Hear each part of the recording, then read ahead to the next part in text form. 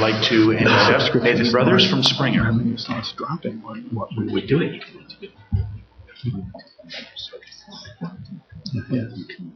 Thanks for coming, everybody. Rounding out the panel, great stuff from the two presenters. I luckily don't have a whole lot of overlap with what they covered, but they did raise a lot of great points. I have a lot of notes, so I might actually circle back once I'm through my slides to some of the items that were brought up previously, if there's time remaining. So Raphael presented on kind of an introduction to the conceptual benefit of sharing data openly. And Bernie discussed some very specific initiatives that the ACM is currently undergoing to take advantage of an open model. I kind of, in my presentation, discussed two types of openness that Springer has really embraced in the last few years. The first of which is distributing sample content, both within our platform and across all of our entire e-product ecosystem. And this is kind of a very standard and well-known way that we share with someone to demonstrate the value of our content. And I think this is something that, if you're not all doing it, it is something that is recommended in terms of STM content presentation, because the best way to present the content so that you can convert someone into believing that it's of value is giving them a taste, giving them a sample. So we provide a one-page sample scan of the first page of each of our article PDFs and one chapter from each of the books that we publish, usually the second chapter of a book, on our SpringerLink.com platform. We've seen increase in conversion rates for non-subscribers, for denial accesses, and pay-per-view requests, and library referrals as a result. On Springer Images, another one of our platforms, we provide a thumbnail of the Springer image. So this is a database product, subscription database product, but coming in from search engines, federated searches, landing on an image details page like this one. They'll see a low-resolution sample image with a watermark. So it gives them an idea of the value of the image. It also has the caption and snippets from the article as well, available for free. They want to be able to download the image to use in a presentation. They would need a subscription to the product or to license, get an individual license for that image. Another initiative where we've gotten on board with presenting some of our content for free is our Springer Videos product.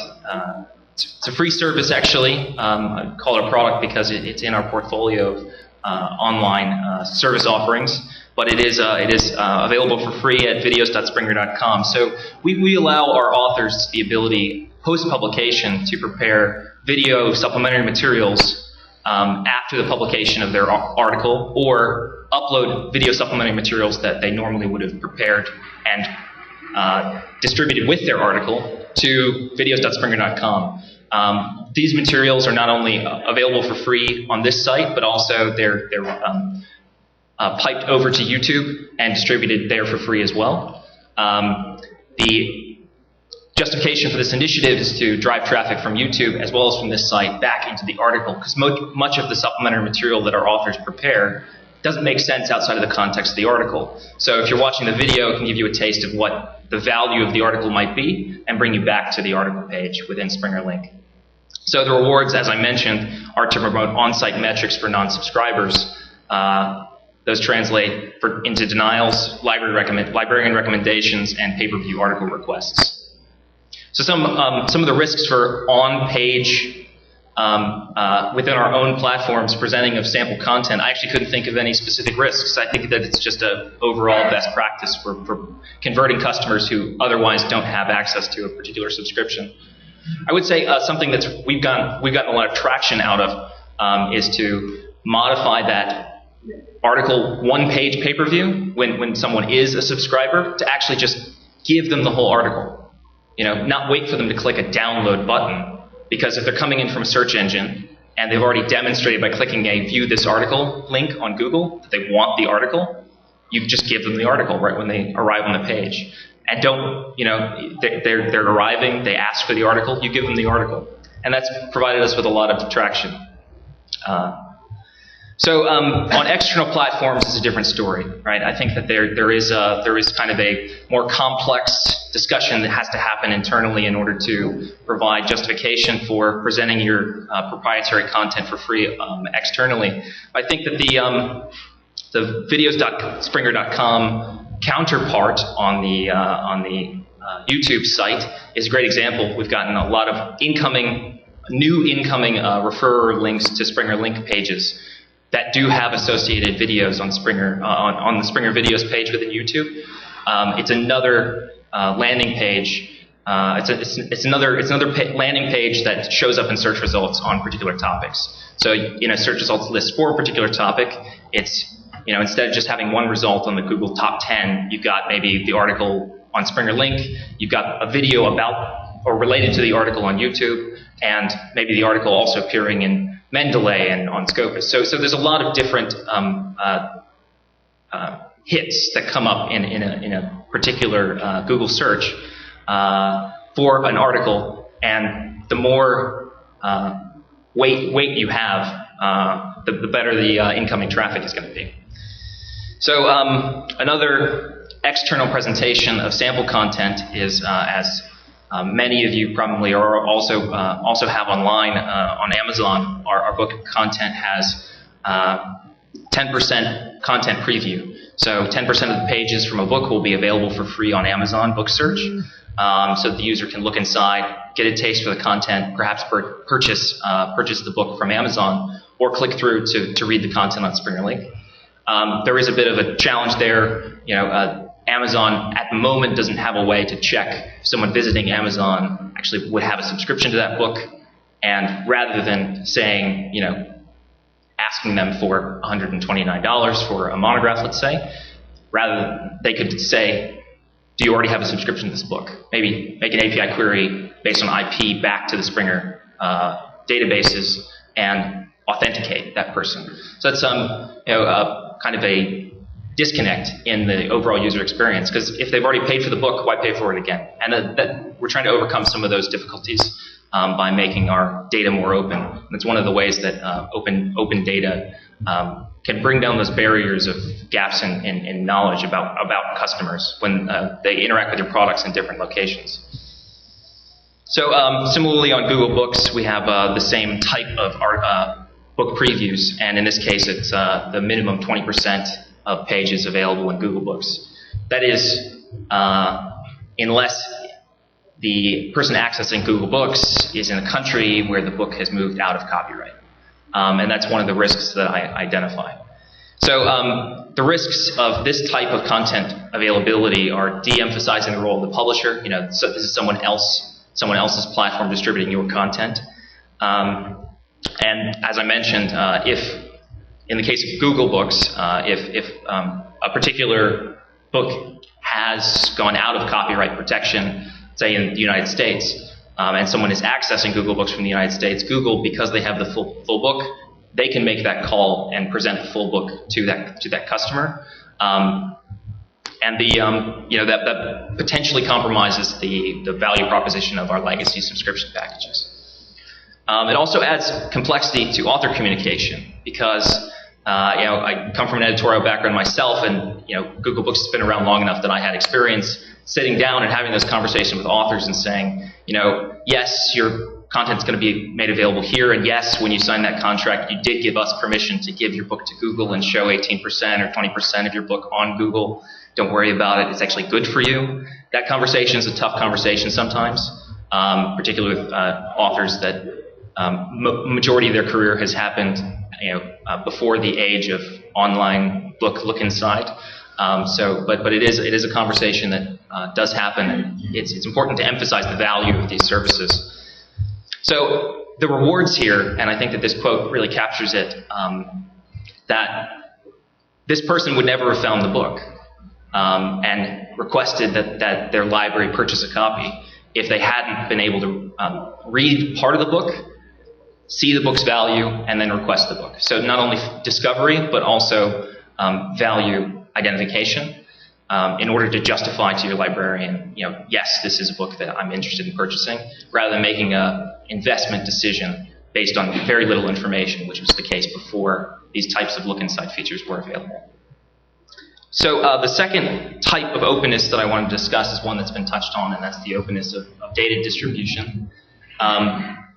Similarly to Elsevier, Springer has engaged in development of a robust metadata and open access full text provision API that third-party developers can integrate with and develop tools online.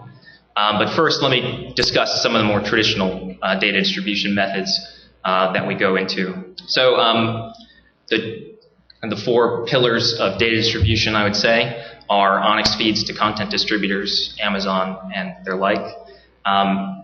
Open URL compliant APIs for meta search and federated search providers to get access to your data in order to fill their indexes, as well as to populate their search results lists with items from your database.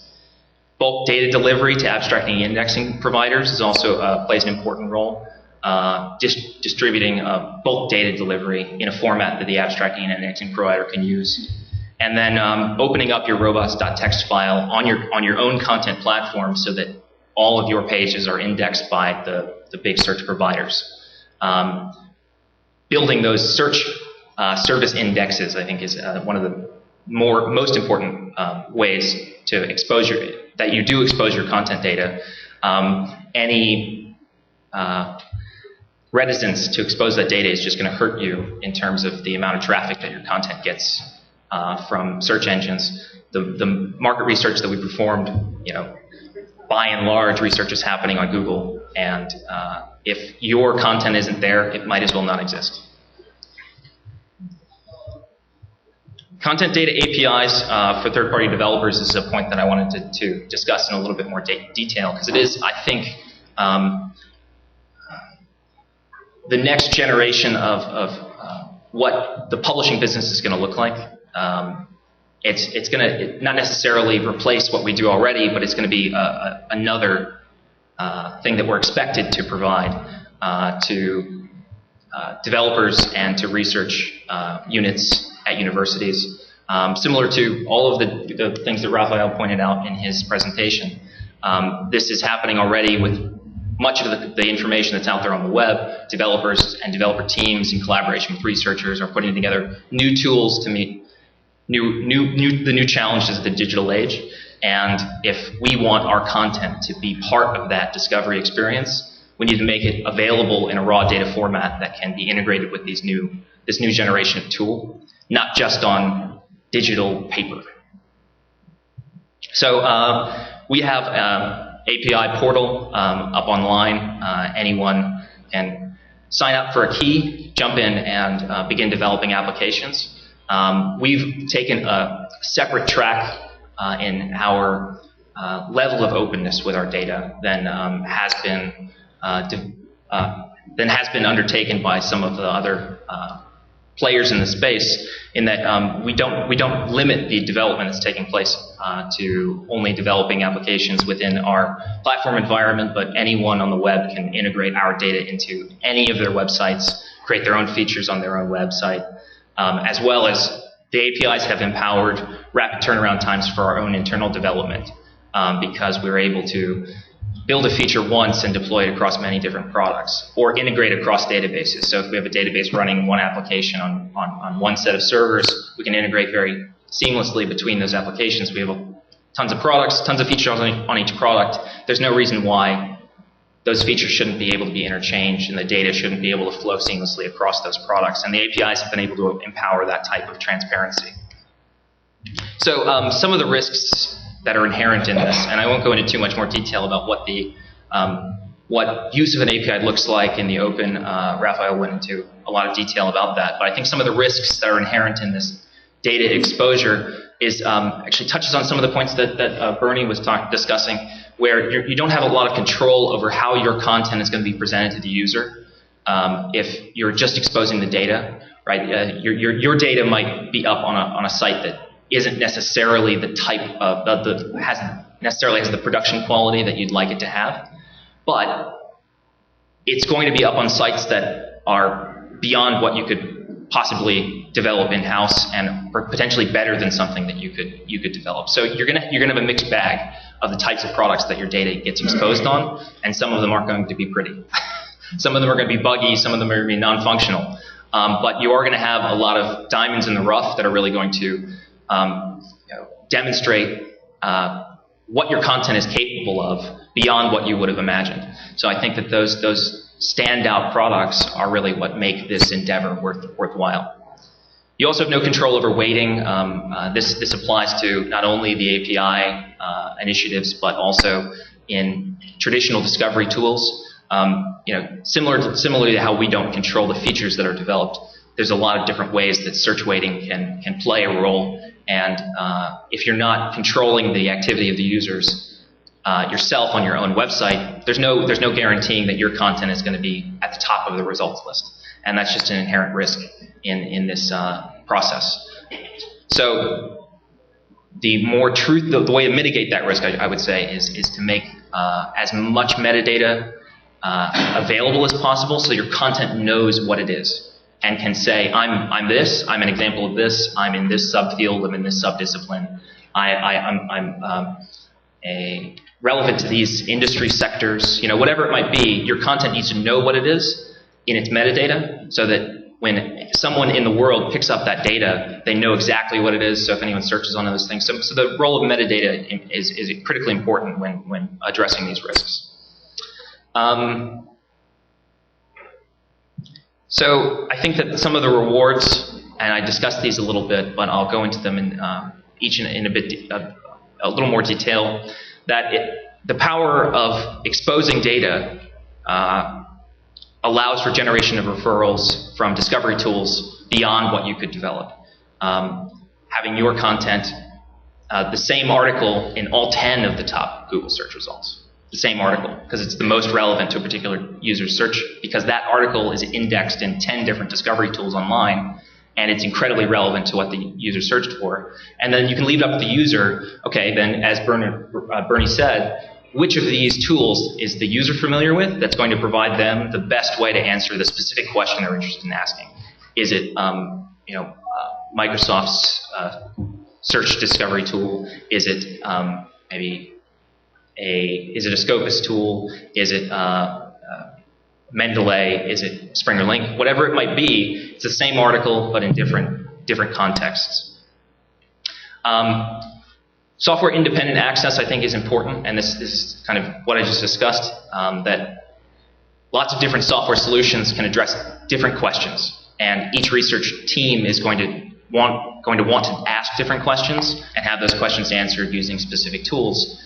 And putting your content in each of those tools is going to leverage, bring your content new life in those new environments in ways that you wouldn't necessarily have been able to develop a tool that answers that specific question, nor should you. Multiple potential for innovative research solutions is right along the same lines. But I think that one thing that's really important, and why I said potentially we shouldn't necessarily be developing these tools, is that publisher-independent search improves research efficiency. If we all made our content data available, accessible, and publicly so, just as we all opened up our websites to the Google Index, we should open up our data to innovative development teams that can tap into those data resources just as Google can, build tools that answer specific research questions, and have all of the entire collection of scientific knowledge available to that tool to enable new discoveries. So that's the slides that I put together. I have quite a few notes, but I think it's probably appropriate to address these during the question and answer stage. So this is Springer, lots of different products. Take a look at them. And this is me. Nat Rose on Twitter. All right, thanks. Thank you.